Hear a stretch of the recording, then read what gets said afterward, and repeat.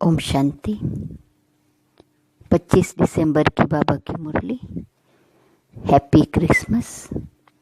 मीठे बच्चे, कदम कदम श्रीमत पर चलना यही हाईएस्ट चार्ट है। जिन बच्चों को श्रीमत का रिगार्ड है वह मुरली जरूर पढ़ेंगे। प्रश्न: तुम ईश्वर के बच्चों से कौन सा प्रश्न कोई भी पूछ नहीं सकता है? उत्तर: तुम बच्चों से यह कोई भी नहीं पूछ सकता कि तुम राजी खुशी हो, क्योंकि तुम कहते हो हम सदैव राजी हैं। परवाह थी पार ब्रह्म में रहने वाले बाप की, वह मिल गया, बाकी किस बात की परवाह करनी। तुम भल बीमार हो तो भी कहेंगे हम राजी खुशी हैं। ईश्वर के बच्चों को किसी बात की परवाह नहीं।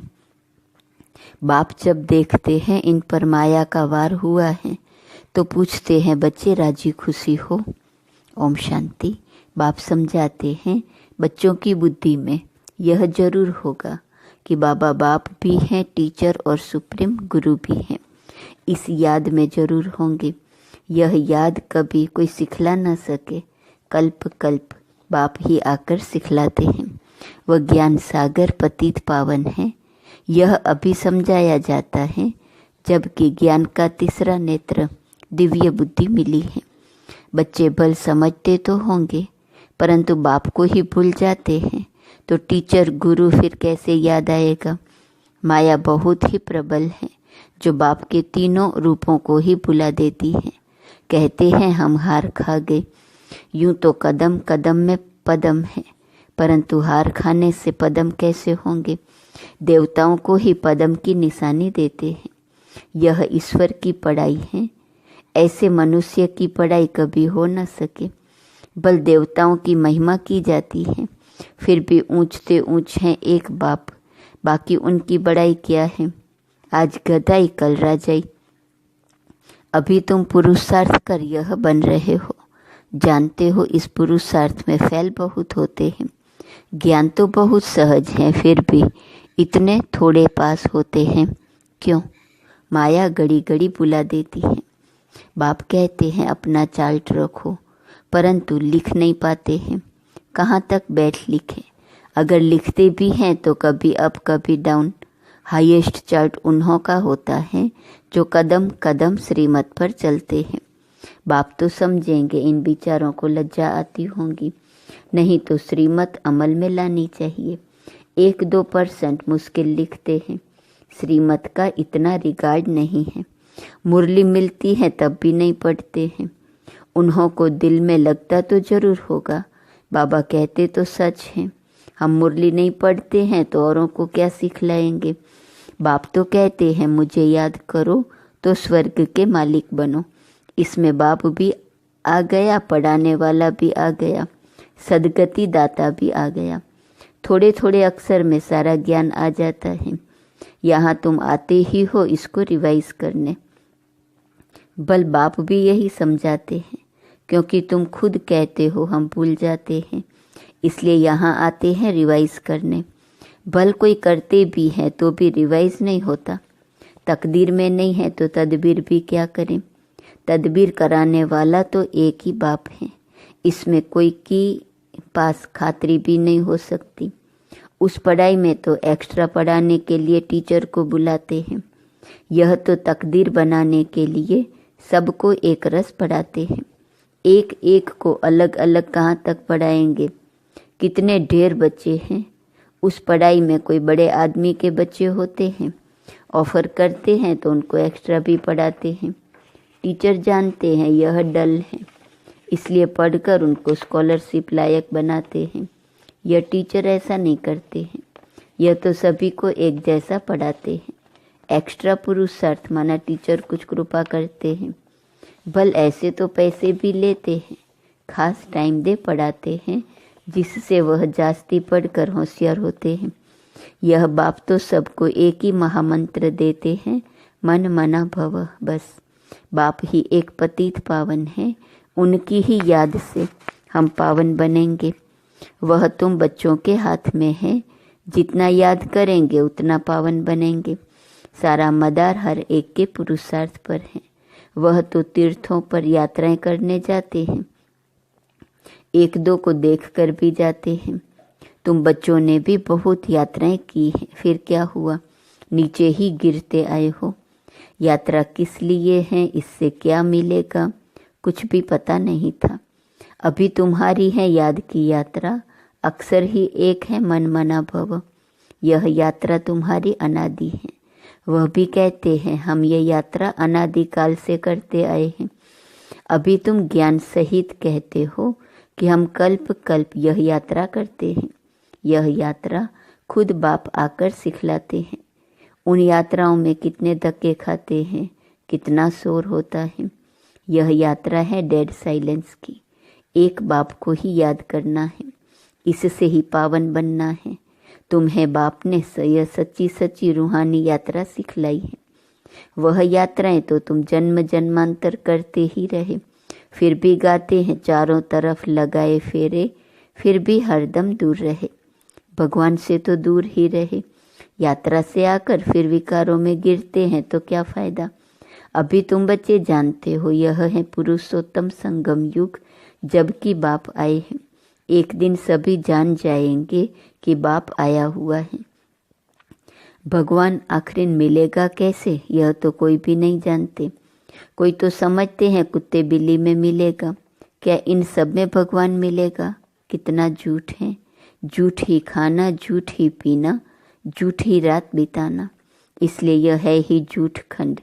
सचखंड स्वर्ग को कहा जाता है। भारत ही स्वर्ग था, स्वर्ग में सब भारतवासी थे। आज वही भारतवासी नरक में है। यह तो तुम मीठे मीठे बच्चे जानते हो। हम बाप से श्रीमत लेकर भारत को फिर से स्वर्ग बना रहे हैं। उस समय भारत में और कोई होता ही नहीं, सारा विश्व पवित्र बन जाता है। अभी तो कितने ढेर के ढेर धर्म हैं। बाप सारे झाड़ की नॉलेज सुनाते हैं, तुम्हें फिर से स्मृति दिलाते हैं। तुम सो देवता थे, फिर वैश्य शूद्र बने, अभी तुम ब्राह्मण बने हो। यह अक्सर कभी कोई सन्यासी उदासी विद्वान द्वारा सुने हैं। यह हमसो का अर्थ बाप कितना सहज करके सुनाते हैं। हमसो माना मैं आत्मा, हम आत्मा ऐसे ऐसे चक्र लगाते हैं। वह तो कह देते हम आत्मा सो परमात्मा, परमात्मा सो हम आत्मा। एक भी नहीं जिसको हम सो के अर्थ का पता हो। बाप कहते हैं यह जो हम सो का मंत्र है सदा बुद्धि में याद रहना चाहिए, नहीं तो चक्रवर्ती राजा कैसे बनेंगे। वह तो 84 का अर्थ भी नहीं समझते हैं। भारत का ही उत्थान और पतन गाया हुआ है। सतो प्रधान, सतो रजो तमो, सूर्यवंशी चंद्रवंशी। अभी तुम बच्चों को सब कुछ मालूम पड़ गया है। एक बाप बीज रूप को ही ज्ञान सागर कहा जाता है। वह इस सृष्टि चक्र में नहीं आते हैं। ऐसे नहीं कि हम आत्मा सो परमात्मा बन जाते हैं, नहीं। बाप आप समान नॉलेजफुल बनाते हैं, आप समान गॉड नहीं बनाते। इन बातों को अच्छी रीति समझना चाहिए, तब ही बुद्धि में चक्र चल सकता है। तुम बुद्धि से समझ सकते हो कि हम कैसे 84 के चक्र में आते हैं। इसमें समय, वर्ण, वंशावली सब आ जाते हैं। इस नॉलेज से ही ऊंचते ऊंच बनते हैं। नॉलेज होंगी तो औरों को भी देंगे। उन स्कूलों में जब इम्तिहान होता है तो पेपर आदि भराते हैं। पेपर विलायत से आते हैं। जो विलायत में पढ़ते होंगे उनमें भी कोई बड़ा एजुकेशन मिनिस्टर होगा तो जांच करते होंगे। यहाँ तुम्हारे पेपर्स की कौन जांच करेगा, तुम खुद ही करेंगे। खुद जो चाहिए सो बनो। पढ़कर जो पद बाप से चाहो वह ले लो। जितना बाप को याद करेंगे, दूसरों की सर्विस करेंगे, उतना ही फल मिलेगा।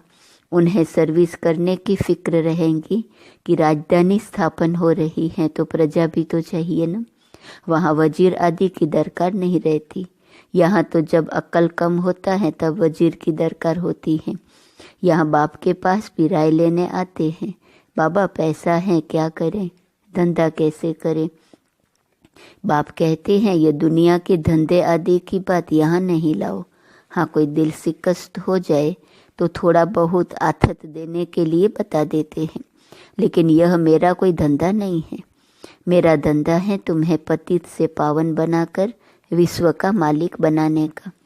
तुमको बाप से श्रीमत सदा लेते रहना है। अभी तो सभी की है आसुरी मत, वहाँ तो सुख धाम है।